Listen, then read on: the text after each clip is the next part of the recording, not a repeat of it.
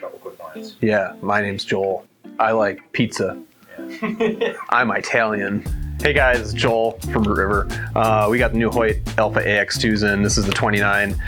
New for this year, we got a split yoke on the top and the bottom. Should really help with bow stability at full draw. Got a new cam and new mods. The mods are pretty unique now this year, really gonna help out with cam efficiency. Mods are gonna have a 3/4 inch adjustment range essentially. So we're gonna have, on this particular mod, this is set at 30 inches right now, but it will go down to 29 1/4. Your 29 inch mod will go down to 28 1/4 and so on. We still got let off adjustment, 85, 80, 75% let off. Still have the ability for the hard and the extra hard back wall. Did a little more machining on the riser so they were able to shave the weight down. So this bow is coming in at right around 4.2 pounds.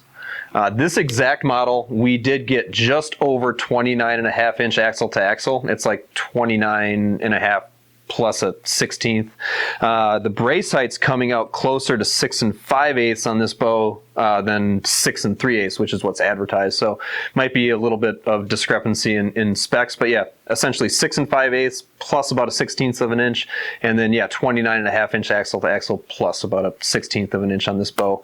We have been shooting it through the chrono, and yeah, we'd like to show you guys what it's doing with a 350 grain arrow, and then a 450 and a 550 as well.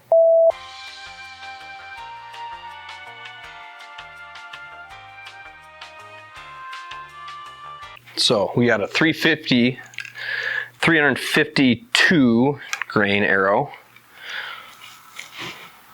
70 pounds, 30 inches.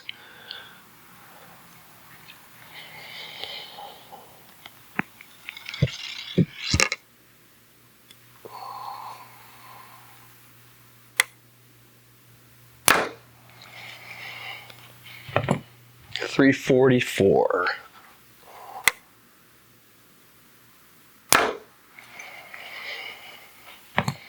343. All right, 450 grain arrow, AX-2 29, 70 pounds, 30 inches of draw.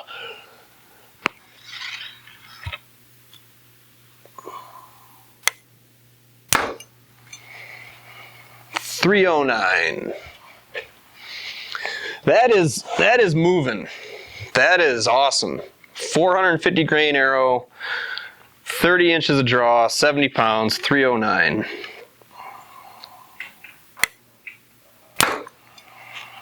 .310. All right. Wow, that's awesome. Yeah, 450 grain arrow. That's great. All right, we've got a 500 then. Just jump up to the 500. All right, 500 grain arrow, AX-2 29, 70 pounds, 30 inches.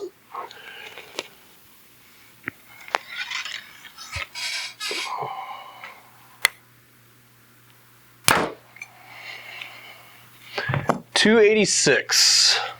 That is super respectable for a 500 grain arrow.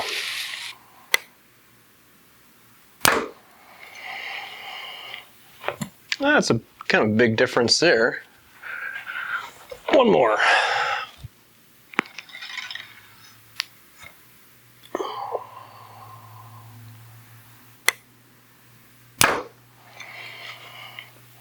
Wow. So we've been shooting the bow at 30 inches, 70 pounds, and 85% let off. With a 352 grain arrow, we've been getting 344 and 343 feet per second. But now we're gonna switch up that let off, and we're gonna go from 85% let off to 75% let off. And we'll see what type of speed we pick up here. And yeah, these bows are great. Just a loosening of the Allen screw here, and you're able to adjust your let off. If you flip the feet around, you take it off completely of the bottom cam, flip it to the top cam, you can then have that extra hard back wall, extra heavy back wall. So yeah, 75% let off, 70 pounds, 30 inches, AX-2 29.